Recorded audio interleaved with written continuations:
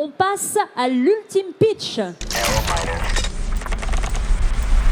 L'ultime pitch de ce sommet de l'élevage 2024 avec vous, Simon Bestel. Vous allez porter fièrement votre innovation FEV et pour cela, vous avez 3 minutes. Merci, bonjour à tous. FEV, alors vous savez certainement mieux que moi qu'aujourd'hui on est face à des enjeux forts pour l'agriculture avec le changement climatique, chute de la biodiversité, problèmes sur l'eau à la fois en termes de quantité et de qualité. Et face à ça, l'agriculture a à la fois une solution et subit de plein fouet ces changements. Donc on a créé FEV pour répondre à ces enjeux. Donc il y a en plus de ces enjeux climatiques, biodiversité et eau, une problématique de renouvellement des générations, puisque s'installer sur une ferme aujourd'hui, c'est extrêmement coûteux. On parle de 500 000 euros à 1 million d'euros pour à la fois racheter du foncier, des bâtiments, du matériel, du cheptel.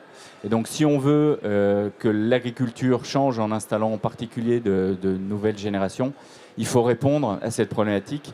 Donc on a créé la foncière FEV qui a 3 objectifs. D'une part, répondre à ce renouvellement des générations, en promouvant de nouvelles pratiques agroécologiques et en impliquant les citoyens dans cette transition. 3 piliers qui nous semblent extrêmement importants. Donc comment on y répond? On a créé une foncière solidaire qui va collecter de l'épargne citoyenne. Avec cette épargne citoyenne, on va acheter des exploitations agricoles, donc fonciers et bâtis, qu'on va ensuite mettre en location avec une option d'achat aux porteurs de projets qui vont s'installer avec un projet agroécologique. Donc, l'avantage pour le porteur de projet, c'est qu'il va être sécurisé sur son installation. Il ne va pas immédiatement être engagé sur, par exemple, un remboursement d'emprunt avec une banque, donc il a un droit à l'erreur. Mais il aura une sécurité avec cette option d'achat, donc à tout moment, s'il le souhaite, et quand il le souhaite, il va pouvoir racheter les terres et le bâti portés par la foncière. Pour les citoyens, c'est un moyen de s'impliquer dans cette transition agricole, avec une rentabilité qui n'est pas exceptionnelle, ça va être 2 à 3% par an.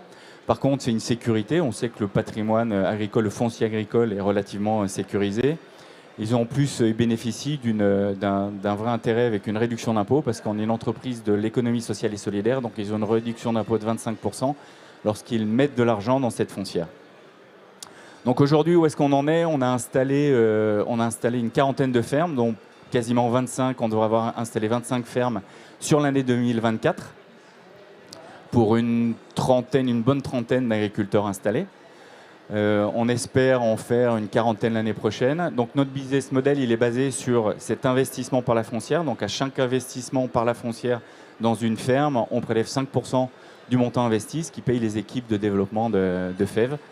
Et donc voilà, l'année prochaine, une quarantaine de fermes, à peu près 20 à 25 millions d'euros investis.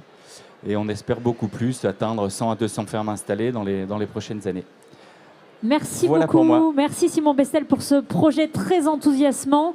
Je sens que le jury a envie d'en découdre. N'est-ce pas, Alex? Oui, ça donne plein d'idées. Au début, je pensais que ça partait un peu comme la société Mimosa, mais là, vous êtes plus sur une foncière. Je suis investisseur. On va dire indirectement, je suis investisseur. Je vais mettre de l'argent chez vous. Tout à fait. Parce que vous perdez les réductions d'impôts. Oui. Donc, j'investis dans, on va dire, quelques hectares de terre. On investit des parts de la foncière qui elle-même détient des terres. Et le prix, évidemment, alors, donc on est d'accord, de l'argent que je récupérerai le jour où l'agriculteur va s'installer. Parce que c'est intéressant d'installer des jeunes, entre autres, ou des gens qui ne sont pas du milieu agricole, de leur dire, on vous donne la possibilité de pouvoir vous installer. Donc, changer un peu, des fois, l'image de l'agriculture. J'aime bien ces choses-là. Donc, moi, je suis investisseur. Je mets 100 000. J'ai cette réduction d'impôt. C'est ce que vous dites en premier. Oui. C'est le premier bouton. Il y a quelques placements financiers. Je les retrouve à quel moment? Comment ça se passe la suite? Alors, si je bénéficie de la réduction d'impôt, je les retrouve le jour où sort. Donc, au bout de 7 ans, si on sort avant les 7 ans, on doit rembourser à l'État la réduction d'impôt perçue. Mais donc, c'est au bout de 7 ans. Je sors en fonction effectivement de la liquidité qu'il y aura dans la foncière, donc qui est liée à la fois aux nouveaux entrants dans la foncière et aux agriculteurs qui rachètent le foncier. Donc ce sera plutôt aux nouveaux entrants, parce que moi je suis agriculteur en location, je ne vais pas m'ennuyer à payer au bout de 7 ans des terres qui de toute façon, je ne sais pas de combien sont les baux, mais je vais attendre. Alors là, on n'a pas misé sur un nombre très important d'agriculteurs. On estime qu'au bout de 10, 15, 20 ans, il y aura peut-être un tiers des agriculteurs qui rachèteront et les 2 autres tiers qui resteront locataires ad vitam. Mais voilà, il suffit quand même qu'on ait un certain flux qui rachètent et qui rachèteront pas forcément que les terres, mais aussi les bâtiments. Et en général, l'agriculteur, il aime bien être propriétaire au moins de la maison ou des bâtiments agricoles. Pas d'argent, donc voilà. Les bâtiments. C'est les terres qui ont de la valeur, pas le On est bâtiment. d'accord. En tout cas, voilà, de toute façon, c'est pas une obligation. Et s'il n'y a pas de liquidité, effectivement, pour l'investisseur, il n'y a pas une très forte liquidité. Et donc, il peut y avoir une liste d'attente, entre guillemets, pour la sortie. Et à chaque fois, à chaque fois qu'il y a un nouvel entrant, vous reprenez. Parce que le business model, il est oui, sur on reprend les 5%. Exactement. Et à chaque fois qu'il y a un nouveau rentrant, c'est... Tout à fait. D'accord. Victor, vous trouvez l'idée aboutie? Non, je pense que c'est déjà pas mal développé. Il y a quand même eu plus d'une ferme qui est passée par là. Je m'étais même moi inscrit déjà à la plateforme pour voilà. Donc c'est marrant.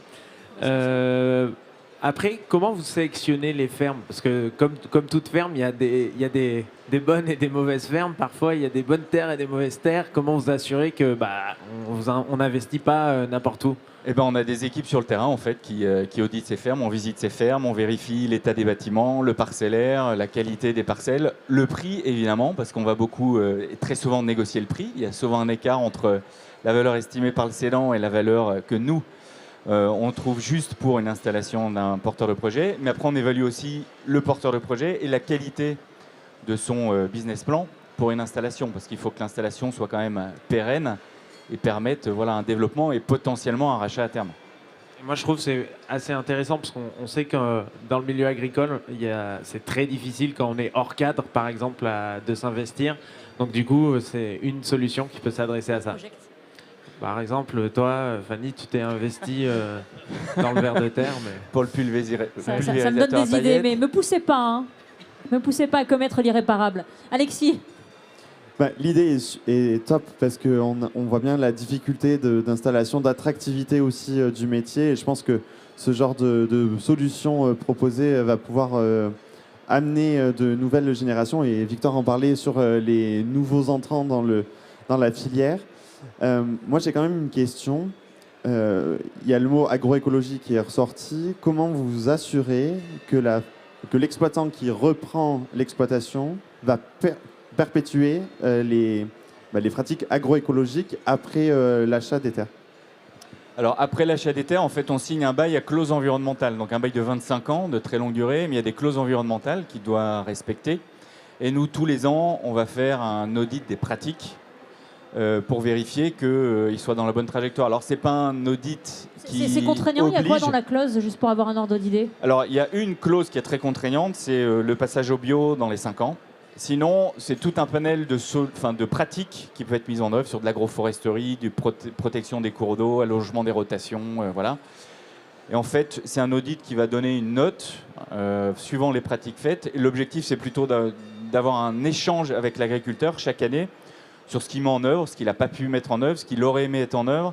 Et voilà, et définir avec lui ce qui peut être développé sur la ferme. Nous, de notre côté, pouvoir trouver aussi d'autres sources de financement pour accélérer ces pratiques, parce qu'on sait qu'il y a certaines pratiques qui coûtent, mais qui ne rapportent rien directement. Donc voilà, nous, on va participer à l'orientation et l'évolution de ces pratiques sur la ferme, mais sans être extrêmement contraignant. Vous faites un suivi, parce qu'il y a quand même un investissement financier de vos actionnaires. Vous faites un suivi. Vous prenez des experts fonciers au départ pour vous aider sur ce... Alors, on passe très souvent par la SAFER, et quand effectivement l'exploitation est un peu complexe, on peut recourir à un expert foncier pour être sûr que on ne fait pas n'importe quoi. Pourquoi fève? Fève, c'est pour fermes en vie, et puis fève, la fève, c'est une légumineuse. Ça a aussi un fort intérêt en termes d'agroécologie. Captation d'azote. Exactement. Superbe. Moi, je voyais la... Tu voyais l'analogie avec la... Non, je pense que c'est début janvier, l'épiphanie. Ah, d'accord. Pourquoi pas? Merci beaucoup Merci pour cette présentation. Et c'est à vous de voter maintenant, chers